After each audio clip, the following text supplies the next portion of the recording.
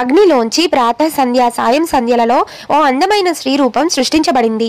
అందమైన ఆ మహిళయే అరుంధతి. అలా అగ్నిలోంచి వచ్చిన అరుంధతి అందమైన రూపాన్ని చూసిన వశిష్ఠ మహర్షి ఆకర్షణకు లోనయ్యాడు. ఆమెను పెండ్లి చేసుకోవాలని నిర్ణయించుకున్నాడు. వీళ్ళిద్దరూ వివాహం చేసుకునే సమయంలో వశిష్ఠ మహర్షి తన చేతిలోని కమండలాన్ని అరుంధతికి ఇచ్చి తాను ఎప్పుడైతే తిరిగి వస్తాడో అప్పటి వరకు ఎదురు చూస్తూ ఉండమని ఆదేశించాడు. వశిష్ఠ మహర్షి కొన్ని సంవత్సరాలు గడిచినప్పటికీ తిరిగి రాలేదు. అరుంధతి మాత్రం కమండలం చూస్తూ కాలం గడిపేస్తుంది. అరుంధతి చూపును తమ వైపు తిప్పుకోవాలని ఎందరో ప్రయత్నించినా ఫలితం మాత్రం రాలేదు.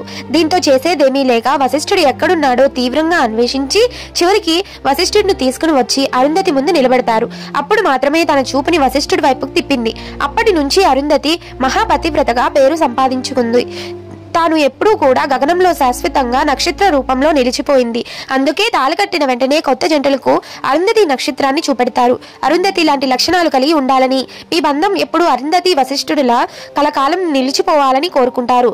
మహాపతివ్రత అరుంధతి కథ ఇది. ఈ వీడియో మీకు నచ్చినట్లయితే తప్పకుండా ఛానల్ని సబ్స్క్రైబ్ చేసుకోండి. Thank you for watching.